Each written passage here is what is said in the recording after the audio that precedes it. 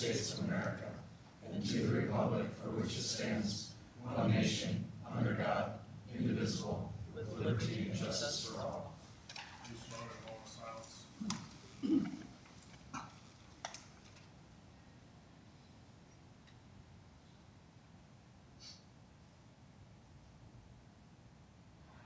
much. Please be seated. And remember to silence your cell phones if you have them. First item on the agenda is approval of the agenda. I'll move it. I'd like to object to the agenda, 4 items. Is there a second first? I'll second. Second by Raddick. Does the board wish to entertain public comment on approval of the agenda?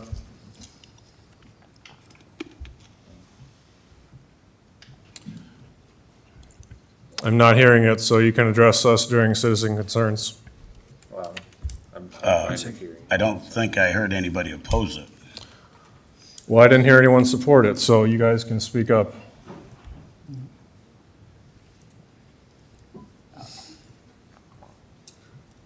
These are really points of order. All right, I'm fine with him speaking, that's fine. Okay, go ahead. The items that I want to object to are item 8, 9, 10B, and 11. 8 and 9, I've got a couple things. We can do them together to help save some time. In the past, we have always followed a rule, or attempted to follow a rule, that agenda items were to be to the board chairman by noon on Thursday. These items were not there. Now, I've had conversations with the chairman in the past on other issues where it was laid out that 24 hours notice on an emergency situation, and I really don't think items 8 and 9 are an emergency. And my understanding is that we can do amendments to them within 24 hours. I'm perfectly fine with that. But I'd like to, what I'm seeing is people who are associated with the county or work with the county are being treated one way and citizens are being treated another way. Item, let's see, 10B, it says appoint Mark Nelson as. I don't even know who this gentleman is. I believe when you approach the speaker, You're correct. you're supposed to identify yourself. Yes, thank you. Please state your name and address. Soil Turner, 2738 200th Street. Item 10B says appoint Mark Nelson as vice chairman, replacement for the remainder of the 23 session. I have no problem with Mark Nelson being appointed, but I don't believe it's the chair's job to appoint Mark. I think the proper procedure would be for the board, somebody to make a motion, somebody else to second it, and then for him to be elected. I think this is an overreach on the chair's part. Item 11, last week, the auditor came up and he did a little dance with Michelle Scaff during the meeting, which he's done in the past, and he made a resolution during citizen concerns. In fact, the chair attempted to, they deliberated back and forth with the auditor and the chair tried to deliberate and make a decision during take action during citizens' concerns. None of this follows our rules. It is completely out of the bounds of what we've ever done before, or should do, I guess I should say, because there actually is a pattern of the auditor pretending that if he's in that seat, he's the auditor, but if he's in this seat, he's a citizen. And then he comes up in citizen concerns and talks way longer than any other citizen is allowed to talk. Discussion goes back and forth, which he himself will argue, if that happens with any other citizen, that that's deliberation. When I have talked to Auditor Gill about that in the past, his comment was, "They let me do it." Those were his words. So I have a real problem with the chairman sending an email out to all the heads of the staff saying that we shouldn't do this anymore, when, Mr. Chairman, this lays right on you. It's your meeting. You're supposed to control it. There was a point of order given that was very accurate that he should not have been allowed to bring that resolution up at that time. And you dismissed it. And what I'm asking for is if you're going to follow the rules, be consistent about it. Otherwise change the rules. So, that's my objection, and I'd like to have you consider them. Thank you. Thank you. As Mr. Turner often does, compare apples to oranges. Situation mentioned earlier about getting an item on the agenda had to do with participation by electronic means for a third party. I was not advised of the substantial content of an agenda item from a third party. I was told it was an emergency. I was told if it is an emergency, have the person wanting to be on the agenda call me or call the rest of the board members. None of that happened. I was later told by Mr. Turner that this person is tough to get a hold of and that even state legislators have a hard time getting an audience with this person because they are unique. So it's not the same thing. The agenda can be revised up to 24 hours before the meeting, according to state law, and I will do that whenever it causes a meeting to be more ordered and more organized, as in this case. All those in favor say aye. Aye. Opposed say nay. Passes 5-0. I was an aye, by the way, sorry. I hadn't made sure that there was a motion in a second, so I lost track. No worries. Items 2 through 6 constitute a consent agenda. Routine action items to be considered by one motion. Items pass unanimously unless a separate vote is requested by a board member. Item 2 is approval of the minutes of the November 28th meeting. Item 3 is approval of the claims. Item 4 from Board Administration is approval of a resolution approving petition for suspension of taxes through the redemption process for initials DT. Item 5 from Human Resources includes A, the approval of the memorandum of personnel transactions, B, authorization to initiate the hiring process. Item 6 from the County Treasurer includes A, approved property tax refund request for parcel ending in 003 in the amount of $2,371. B, approval of resolution for tax abatement for Lake Forest MHC LLC. And C, approval of resolution for tax abatement for Yes Communities. And D, approval of resolution for tax abatement for initials VR. This completes the consent agenda. I'll move it. Second? Second by Taylor. All those in favor say aye. Aye. Opposed say nay. Passes 5-0. Item 7 from Secondary Roads for action is to approve the selection of HNTB for preparation of rural and infra grant applications and to direct the county engineer to negotiate a contract for board approval. Good afternoon, Mark Nara, Woodbury County Engineer. We had sent an RFP out for applications to do grant applications on behalf of the county, trying to bring in federal funds for construction of the interchange known as the Southbridge Interchange south of Sioux City. We received the application from HNTB, which also happens to be the company doing the design work on the project.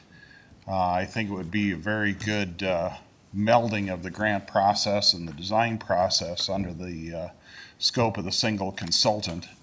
The company brings a history of successful grant applications in these past 2 fiscal years since these type of projects have been available. It's my recommendation that we go with HNTB for the grant application process work, and that the board directs me to negotiate a contract with them for said work. I'll go ahead and move this. Second? I want to thank you, Mark, for the work done on this. Obviously, this is a big step in getting this done. It would definitely take the burden off our own local resources if we can bring in some of the money out of one or the other of the programs. And I think our project is a very good fit both for the rural and the infra program. What do you anticipate the cost of this being and what funds are paying for it? We were looking at gaming, wasn't it, Dennis? Can we use lost on that, or? We can, but caution is that'd be taking out unobligated funds for this year. We're gonna need every dollar we got next year because we're short next year already on the current obligations we have compared to what we're carrying over plus next year's payout on local options, so that'd just be short of 60,000 more, or what did you say? I'm thinking,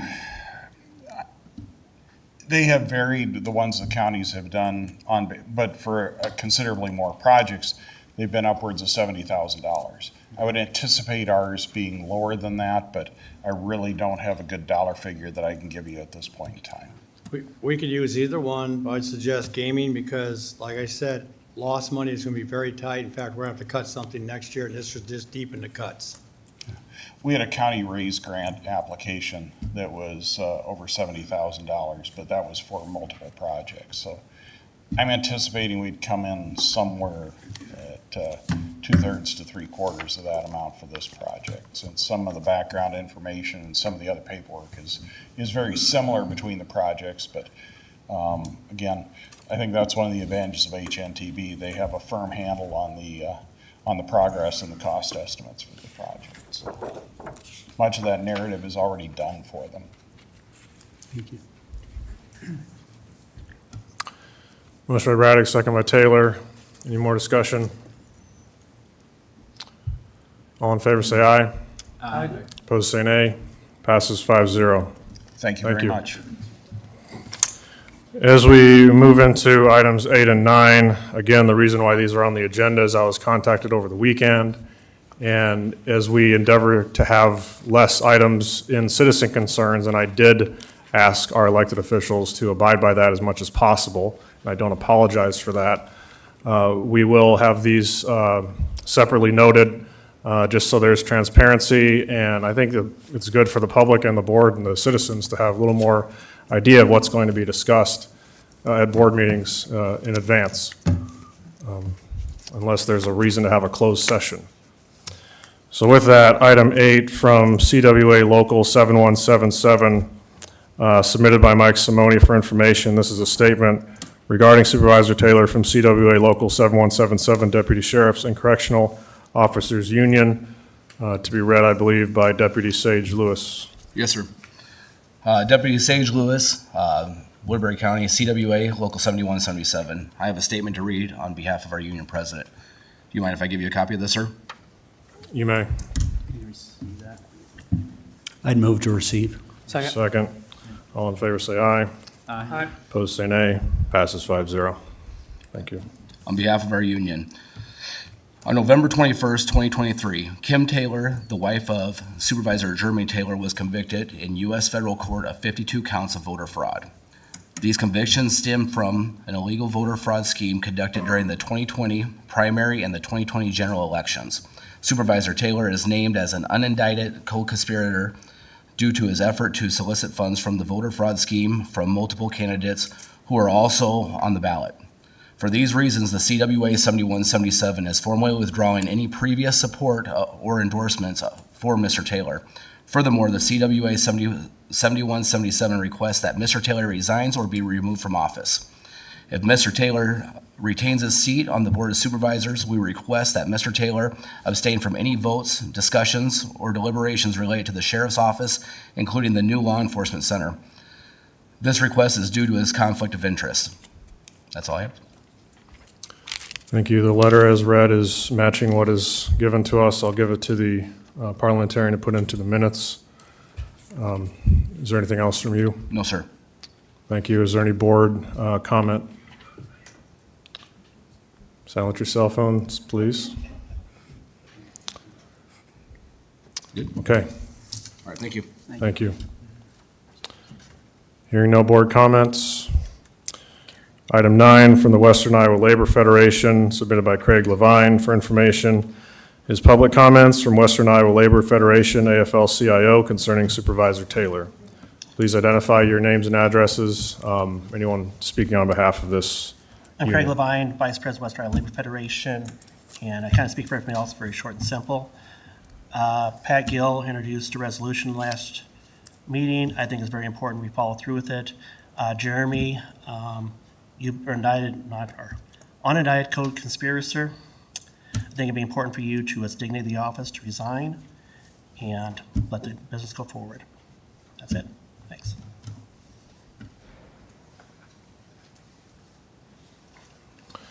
Thank you. Is there anyone else to speak on behalf of this union?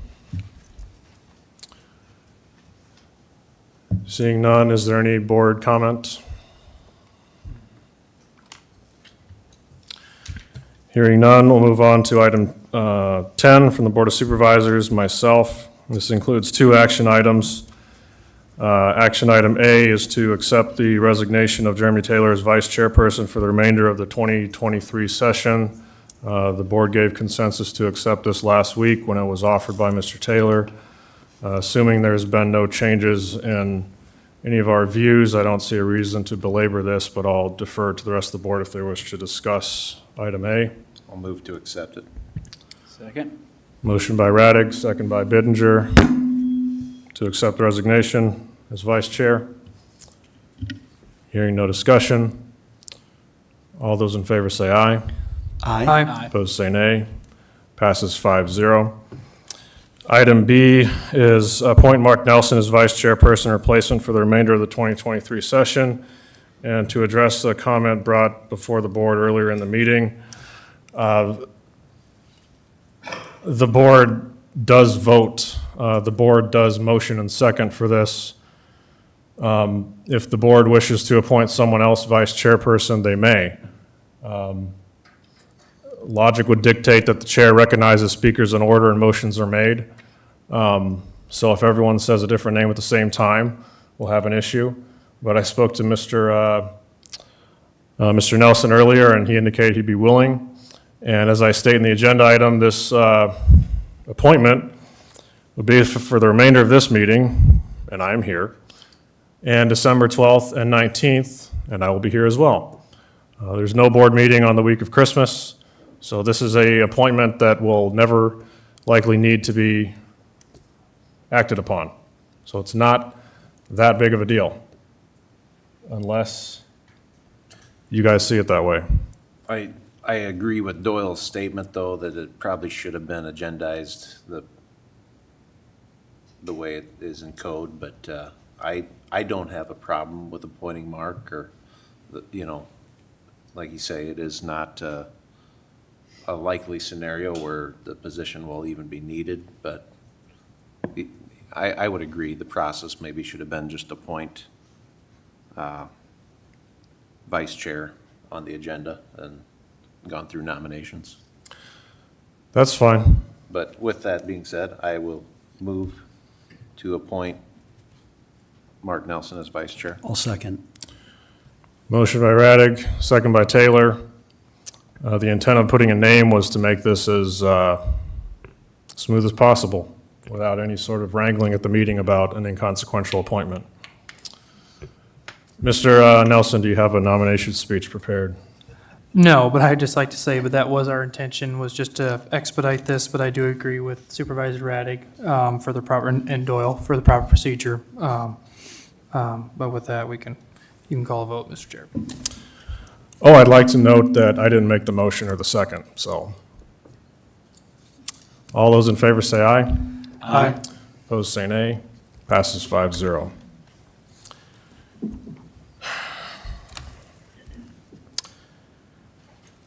Item 11 from the Board of Supervisors, submitted by myself and Mr. Bittinger for information. This is a public response to a resolution submitted to the board by the county auditor during citizen concerns of the November 28th meeting. I'll open it up and then turn it over to Mr. Bittinger and then anyone else on the board who'd like to comment. First thing to note here is I would like to emphasize Iowa Code Chapter 66, which is included in the backup. The Iowa Attorney General, Woodbury County Attorney, or 5 registered voters of Woodbury County can petition the court for removal of Jeremy Taylor without any prompting or action from anyone else. The resolution as submitted to the board is included along with the code section. Like I said last Tuesday, the board majority has already provided public comment, which is just as good as a proclamation at a board meeting.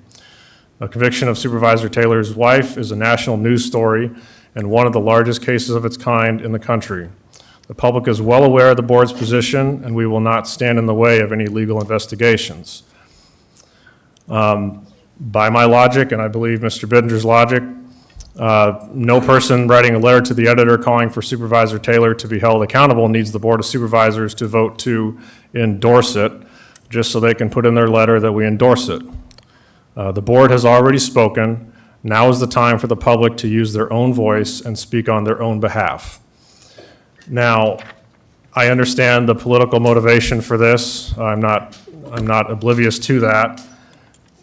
Knowing this is how two of us feel, I don't think it would help anyone's case wanting this to pass for it to come to a vote. Also because I think it's well understood that the board supports law enforcement in the legal process, and for the same reason we're not voting to request the sheriff's deputies to pull over speeders and if warranted issue them a ticket. There's no reason to ask others to do their jobs, particularly in this case when I believe that Auditor Gill and perhaps others have already brought this issue to the Attorney General. Again, it is a national news story. People that only scroll through MSN on their phones see it. And it's not like the board needs to notify people that this has happened. This has happened, and we are a part of the news story. So I wanted to put this out here just to address the elephant in the room rather than have it come to us during citizen concerns as what are you doing with this? I will say, as I said to the media after last meeting, I think that as long as Supervisor Taylor chooses to remain on the Board of Supervisors, this issue will become more of an issue and more of a distraction for fellow board members. And I also want to address why the county attorney is not here. He is wrapped up, I believe, his third back-to-back murder trial and has a prior commitment in another Woodbury County town tonight. And his office is down 5 or 6 attorneys at the moment. So it's not an ideal situation for the board as we encounter legal questions and requests from the public. But I can tell you he is well aware of the issue, and I've been in communication there. There's no reason to say any more because this is a legal process that is going to play out by those that are able to address it. Again, the county board the members have already spoken their piece on this, and I would request anyone wanting to make the case to do so with their own voice because saying what we have said has already been difficult enough in our positions. Mr. Bittinger, anything to add? Thank you, Chairman. The only thing I would add is that for us to sign this resolution, I believe it would create a dangerous precedent for us, for the Board of Supervisors. In that, like you said, we've made our public comment, and many of you know me. I've made my public comment with that. Second of all, I believe this could be used as leverage. If another elected official or someone want us 5 to sign a petition against another elected official, I believe that once again could go down a slippery slope of political partisanship and/or railroading certain people out of office or begin that process. So that's why I think it's dangerous for us to sign that. The third thing is that, like it's been said in the code, 5 people or more can make a petition. Our founders believed that an informed citizenry and those that were actively involved in their government were what we needed, and I believe that anybody here, there's more than 5 people in the room that would like to see Supervisor Taylor removed, so thus it's on you to be able to petition your own government. And so I believe it's better that route too. And so those are the reasons. I think it just creates a very dangerous precedent. And then another reason is I think it's, like you said, Chairman Ong, I think it's the elephant in the room is that I think this is a political move by the auditor. I think it's well known, the animosity between the 2 parties, and thus I think too it's more of a political move. And once I agree, we don't need to endorse that. Auditor Gill has every right to file a petition and get 4 other citizens with him in Woodbury County to file a petition with the AG. So I think would be my reasons why we shouldn't sign this. And But he had a right to submit the resolution, and we have the right to follow what we believe is due diligence in the letter of the law, so that's why. As much as possible, I'd like it if we could keep this out of, the realm of local beefs and realize it for what it is. This is a larger story than personalities in Woodbury County at this time. I will allow public comment on this if the public wishes to comment, but before that, the board is always given opportunity to address the item. So is there any other supervisor wishing to give comment?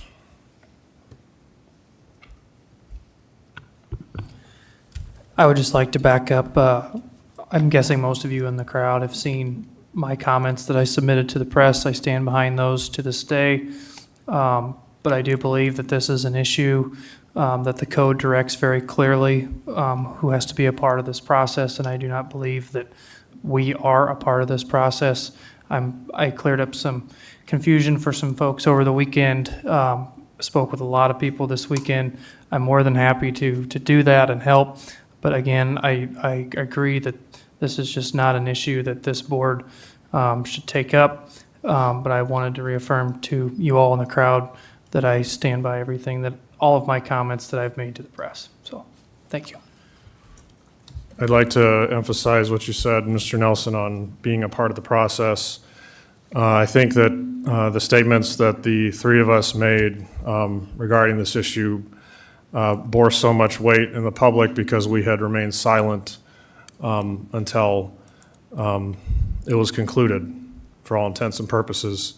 And we want to be as fair as possible and let the process play out as everyone in the room did. I mean, I didn't see anyone petition the FBI to do anything or petition the legal system to do this or that publicly during the process. We all know how the process works.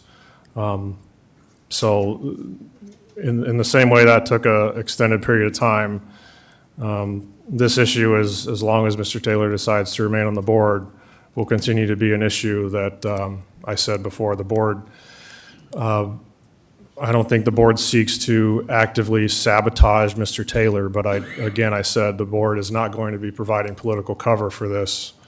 And so that's my appeal to the room. If you want the board to do more than it already has done, please just do it yourself. With that, any other board comments? Hearing none, I'll open it up to public comments if you wish.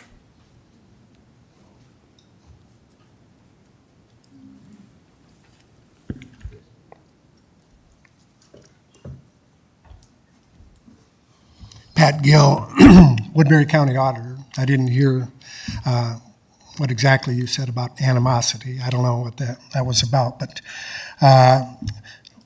what I'm very concerned with, why I brought that petition to you, or the resolution to you last week, is that just to be transparent, and that is when I heard the comments from the supervisors, three of you, that called for Mr. Taylor's resignation.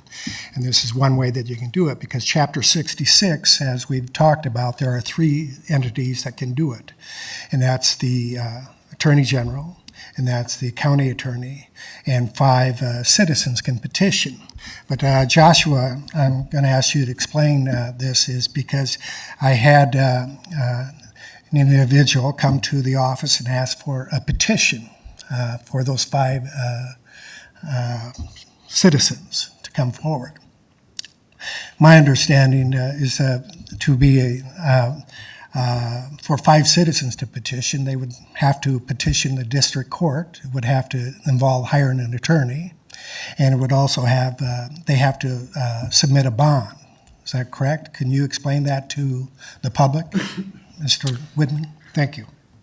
Well, yeah, I'm not in a position to give legal advice to members of the community, but a petition for removal would be a petition to district court. Technically, that could be done pro se, but a matter such as that, it would likely be a good idea to have the assistance of an attorney. If it was initiated by any of the other entities mentioned, the Attorney General or the county attorney, that would also be filed in district court. And it would essentially be a trial before a district court judge and subject to further appellate review. So that's kind of the process. It's the same process regardless of who files the petition. The petition is then heard in court. Both sides have the opportunity to present their evidence, and the district court judge would decide on it.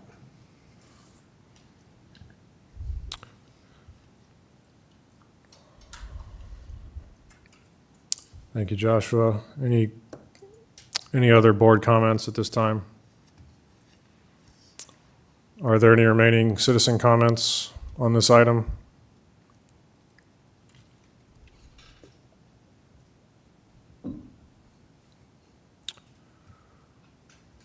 All right, is the board ready to move on? We will move on. Item 12 from the Board of Supervisors for action submitted by myself. This is approval to set a roundtable meeting with Iowa's regional legislators for December 15th at 3:30 p.m. I've received RSVPs back from, I believe we have 8 area state reps and senators. 4 cannot attend due to their schedule and 4 can. It doesn't look like Plymouth County can be represented. December is just the time where a lot of people have a lot going on. I believe this date of the 15th works for the 5 of us, so I would envision this to be more of just a Woodbury County-sponsored roundtable. Like last time, it's intended to be a discussion between the county and our employees or department heads that have specific legislative asks, or to learn more about the legal process from our legislators that can tell us how the timing and process works throughout the year. Be very helpful to us, rather than to engage in really the sort of discussions with citizens that can be had outside of that. Anyone can stay after this meeting, this roundtable, or contact any of us as they always do. But having this opportunity is what I think the public really like to see, is just having us talk to each other. So I guess my first question for the board is, knowing that 4 out of 8 can attend, do you still see value in having this? No, I don't want to ramrod this through if anyone doesn't want to do it. I think it was very helpful last time, and I commend you for calling it. I think we got a lot of good discussion and back and forth, so I would move forward. Not let the perfect be the enemy of the good, but that's my 2 cents. I do think it's helpful to communicate with legislators any chance you can get. To be one of the first ones in their ear before the session starts, I think is also beneficial. So I think that that's a good idea. Like I said, I do work that day, and I would attempt to get here from work like I did last time as well. Yeah, 4 out of 8, it's at least half. It would be nice to have, Plymouth or one of the other counties. Then we had Monona last time too. Yeah,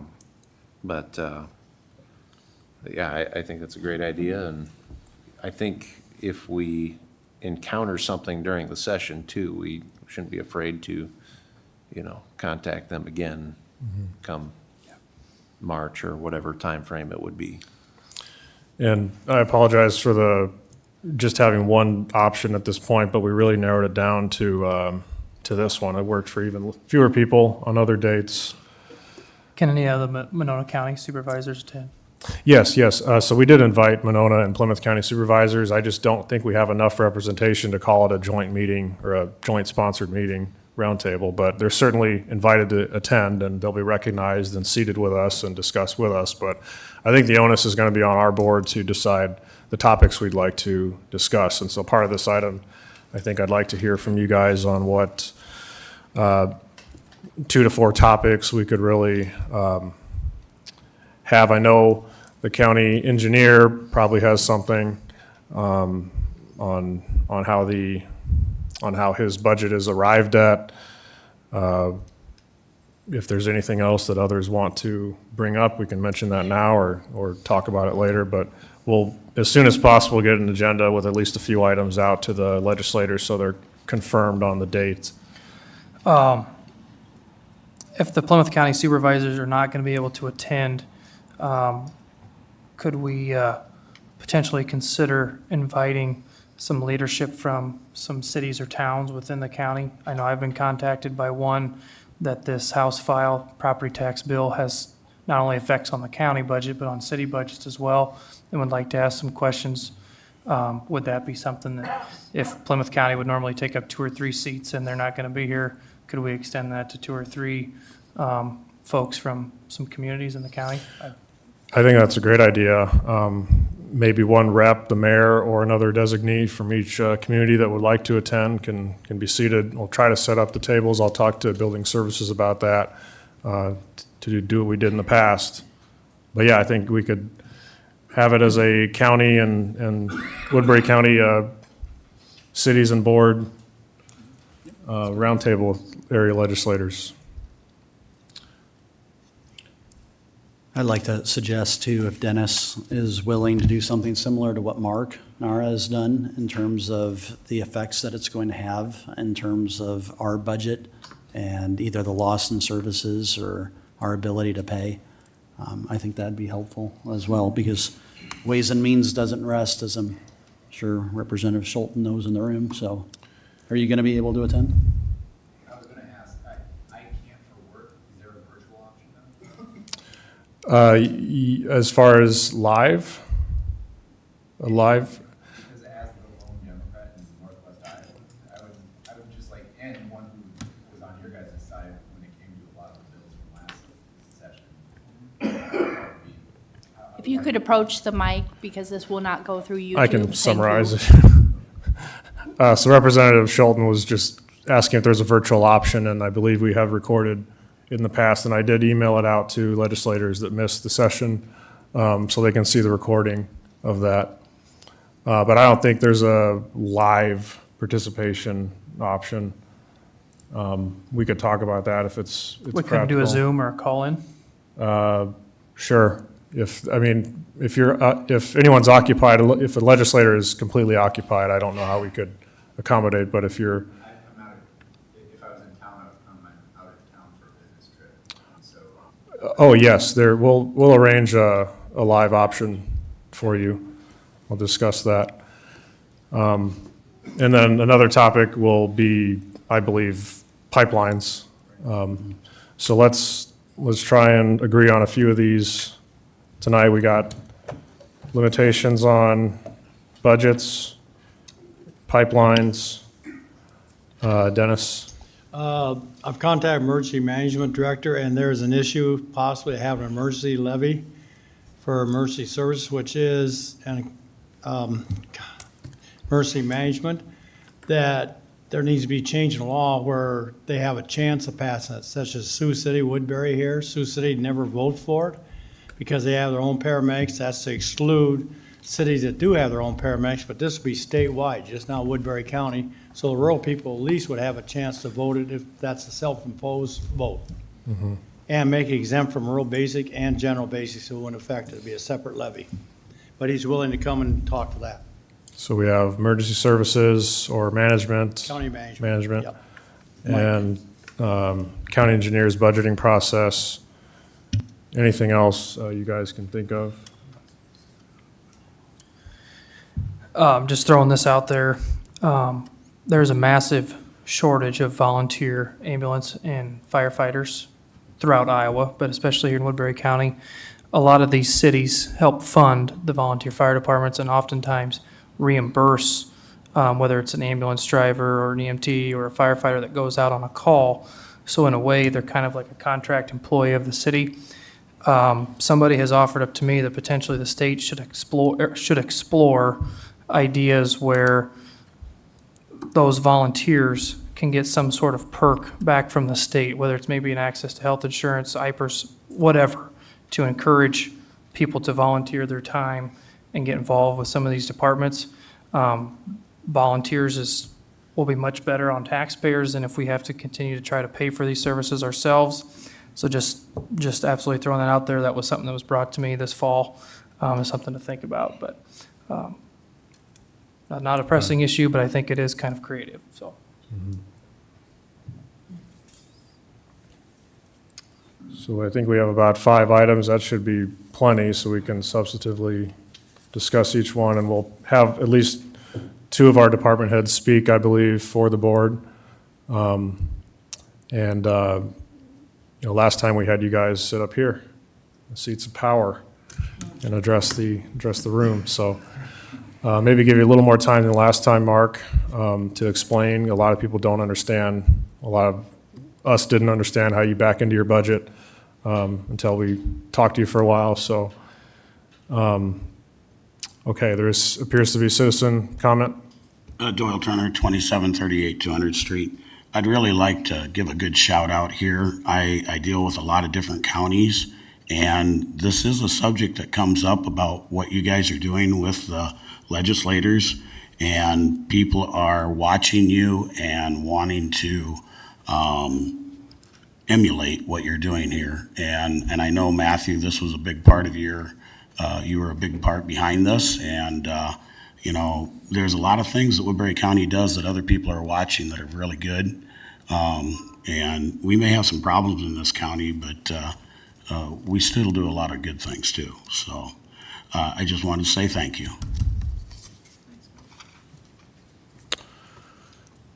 Any other comments or ideas for priorities? I hope to get this out as soon as possible, since it is just next Friday, so we can confirm that.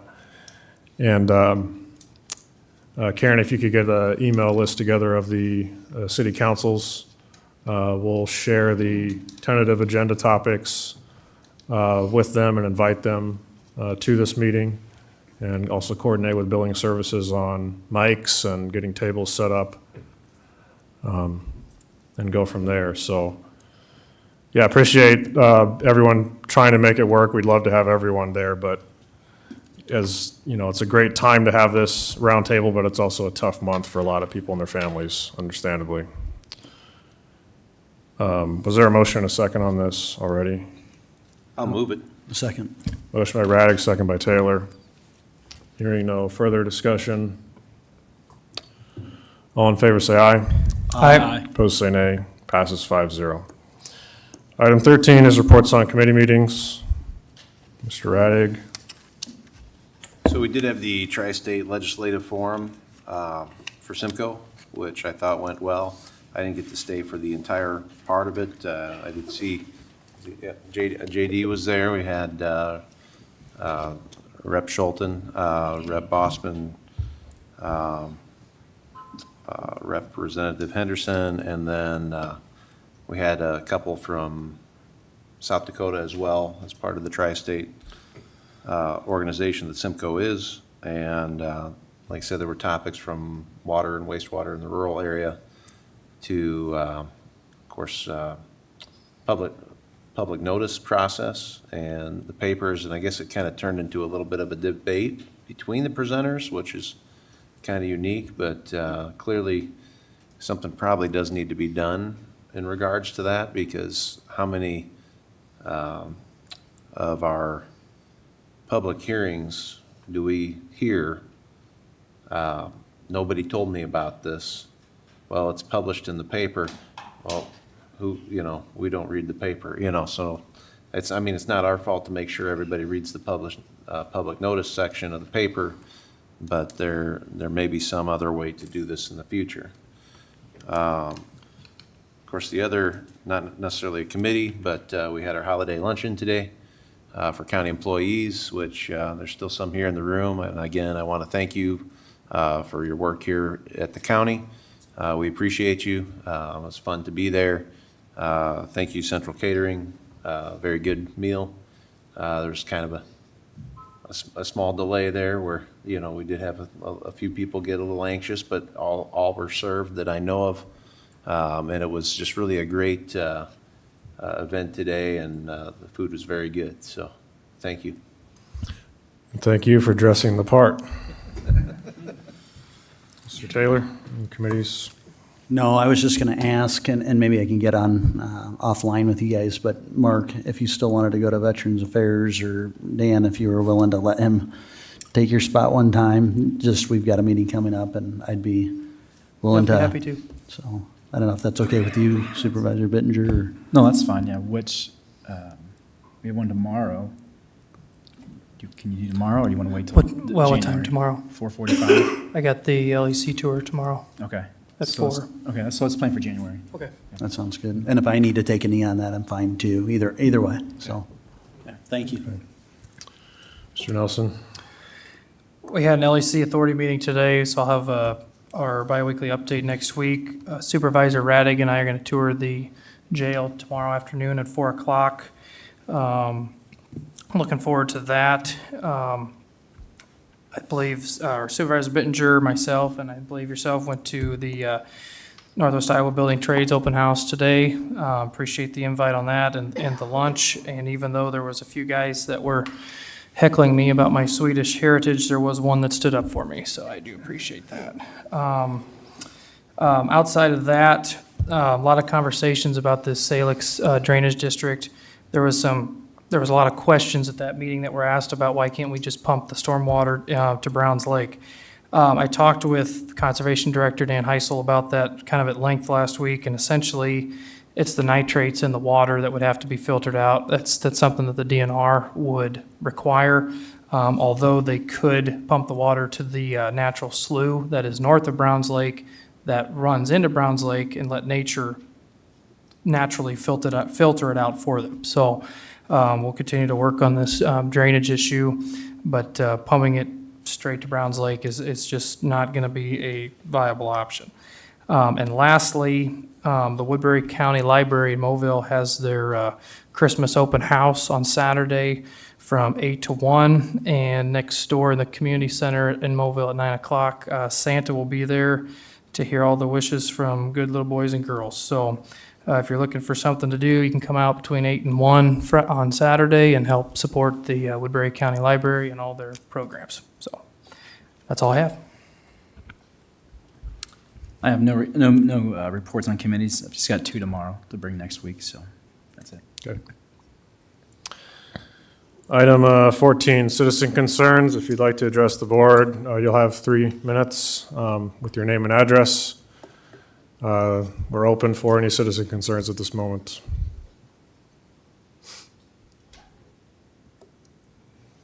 Everyone just came to watch. All right. Hearing none. Item 15, board concerns. Any board concerns? I'll just address one. I wanted to just make a statement in response to some of the statements that have been made tonight. Elected by the people of this county to do a job, and I take that very seriously and work hard to do the absolute best job I can. They hold us accountable every 4 years. I'm appreciative tonight about weighing in on what the right thing is for any other elected official, and I'm appreciative of the process that it's in the hands of the people, as it always should be. Not the auditor or the board majority, though I respect each one of your opinions, but it also respects the due process of every individual. So I understand, and I'm appreciative of the tone and tenor of the newspaper editorial regarding my family, and I'm appreciative of those in the community who know us and have stood by us, and I'm deeply moved by them. So I will continue to evaluate their best every day and work hard in my elected office. So thank you very much. Are there any other board concerns? The only one I have is, it's regarding city busing. I don't know if Sheriff Sheehan, can you come to the mic? I have a question. And you might be able to answer that. I've been asked. Do we know if the city buses, do we know when they will be running out to the jail site? Do you have any? I've been asked that by constituents. So no, I have not been updated or informed if and when that will take place. There were discussions several months ago with I think it's Mike Collette, the transportation. I believe he's the transportation director. Okay. The nearest bus lines from what I've been told, are 7th and Lewis, Okay.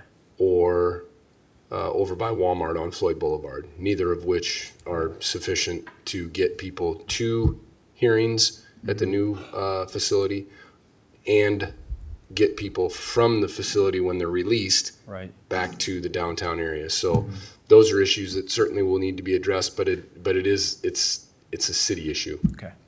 Okay. All right, thank you. Any other board concerns? Not to deliberate, but certs could potentially be an option. I couldn't hear you. Certs could be an option. They have it. Siouxland Regional Transit System, For the city or for the county, or just for an option to get transportation to or from there. I think the issue is the funding. And I certainly wasn't going to speak on behalf, I don't have it in my budget to have that transportation option. And I'm not going to speak for the board. Again, that's where, to me, it seems like it is a city, more of a city issue.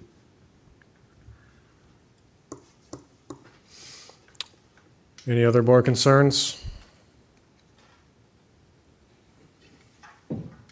Seeing and hearing none, we are adjourned.